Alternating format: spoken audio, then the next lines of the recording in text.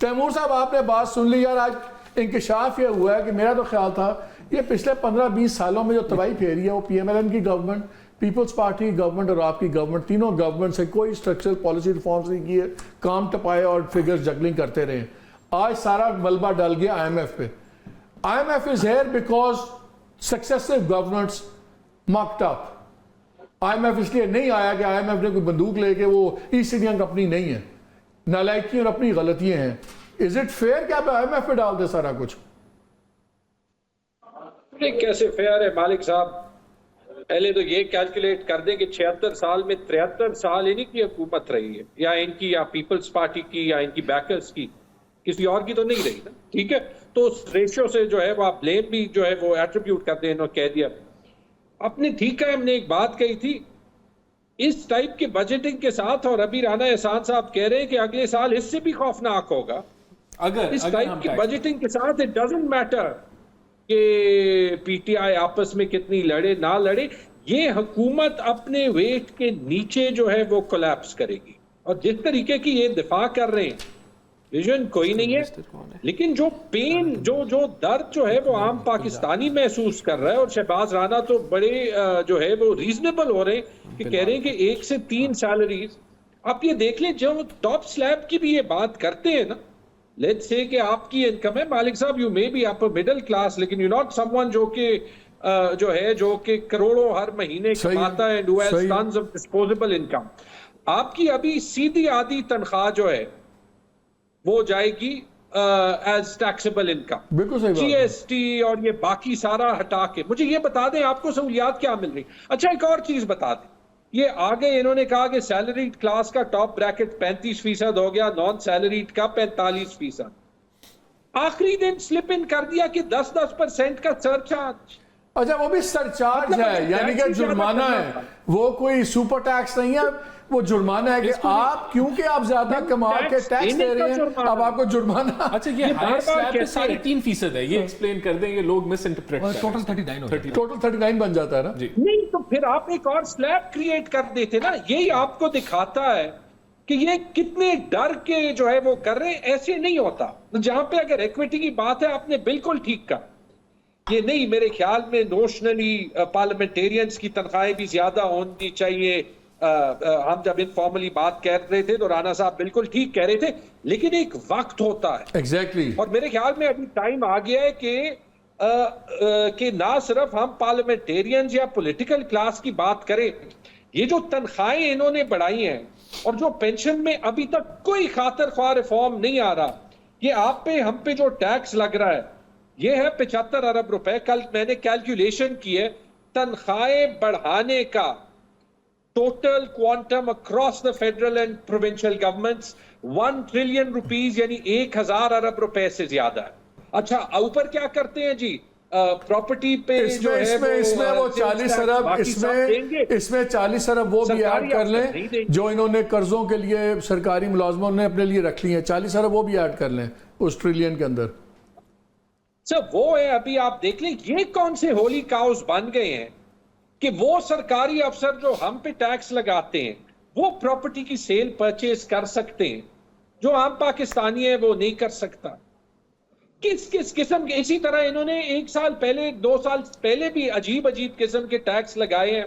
2 साल पहले इन्होंने एक टैक्स लगाया कि जिनकी फॉरेन इनकम है उन पे 1% वेल्थ टैक्स लगा दिया, उसको सीबीटी का नाम दे दिया। मैं गारंटी करता हूं उस दिन के बाद किसी ने अपनी अगर पहले से ना दिखाई हो, कोई फॉरेन इनकम नहीं दिखाएगा। मालिक साहब 2 ही एग्जांपल्स ले लें, देखिए, और जिससे आपको ये भी साबित हो जाएगा कि IMF क्यों इनकी बात नहीं मानता। पहली एग्जांपल यही आप लोगों की हरकतों की वजह से।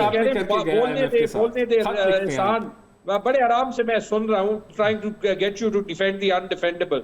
देखिए, पहली बात ये कह रहे हैं अगले साल हम टैक्स नहीं बढ़ाएंगे। 10 जून और 30 जून के दरमियान इन्होंने 10% सरचार्ज लगा दिया, एक लफ्ज उस पर कहीं पब्लिक में नहीं आया। 20 दिन में तो ये अपने लफ्ज पे कायम नहीं हो सके, 1 साल क्या कायम रहेंगे। दूसरी चीज ये देख ले कि ये जो कह रहे थे कि 2016-17 में हमने IMF का प्रोग्राम खत्म किया था।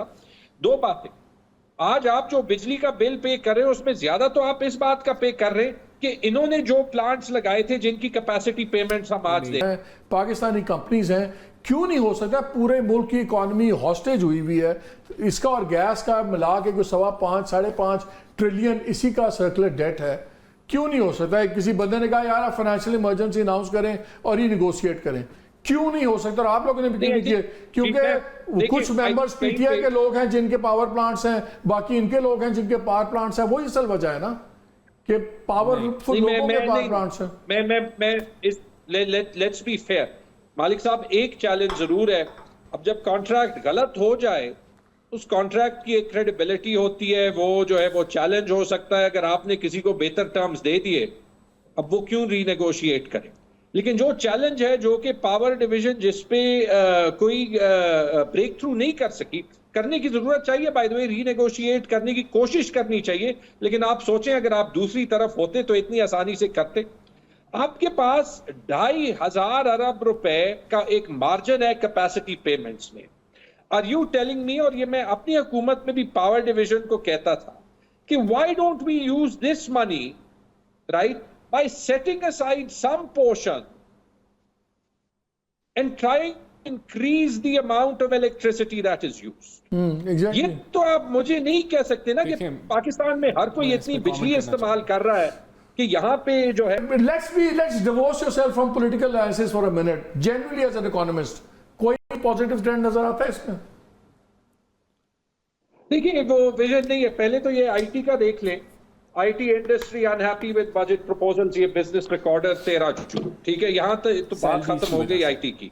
देखिए, इस बार ये इतने प्रेशर में रहे हैं, इन्होंने ग्रोथ का कुछ देखा ही नहीं है। सही है, की एलोकेशन है, वो जिस तरीके से लोगों को हेल्प करती है वो करती है। वहां भी अफसोस कि जो उसमें एनहांसमेंट्स हुई थी, क्योंकि वो पीटीआई ने की थी, क्योंकि वो सानिया निश्तर ने की थी, वो रिवर्स हो गई। एक चीज पे मुझे खुशी है मालिक साहब, वो ये कि जो हमने 2 साल पहले पेंशन प्रोग्राम केपी में शुरू किया था, और उस वक्त मुझे डॉन की हेडलाइंस याद है कि तैमूर झगड़ा ने पेंशन खत्म कर दिया, और इन्हीं के जो कॉलीग्स हैं वो वहां केपी असेंबली में ये कहते थे। आज फेडरल गवर्नमेंट ने, बलोचिस्तान गवर्नमेंट ने और पंजाब गवर्नमेंट ने कमोबेश वही प्रपोजल्स अडॉप्ट कर दी है। बेसिकली वो एक नया कंट्रीब्यूटरी पेंशन प्रोग्राम बना रहे हैं नए एम्प्लॉइज के लिए। लेकिन यहां भी चालाकी देख लें, वहां तक तो काम हमने कर दिया था, और ये आपको शहबाज राना साहब भी कंफर्म कर देंगे। अब काम करने का ये था कि सेक्रेटरी फाइनेंस से लेके जो सारे अभी जो लोग हैं, डीएमजी, ये सेक्रेटेरिएट ग्रुप के सारे करंट सिविल सर्वेंट्स, इनकी पेंशन ये आपकी और मेरी सुपर टैक्स से जाती है।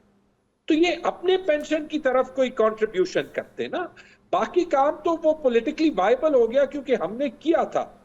पेंशन बिल आपका वफाक का 1,000 अरब रुपए टप गया, और ओवरऑल सूबों को मिला के 2,000 अरब रुपए टप गया। और ये जो करंट एम्प्लॉइज हैं, इनका पेंशन बिल ही साल 25% अगले 35 साल के लिए बढ़ेगा, क्योंकि अगर इनकी हम फंडिंग ना निकालें तो ये मेरे ख्याल में 10 साल में ये हर 4 साल में डबल करता है, तो 4 साल में ये 2,000 अरब से 4,000 अरब हो जाएगा, और 4 साल में ये 10,000 अरब।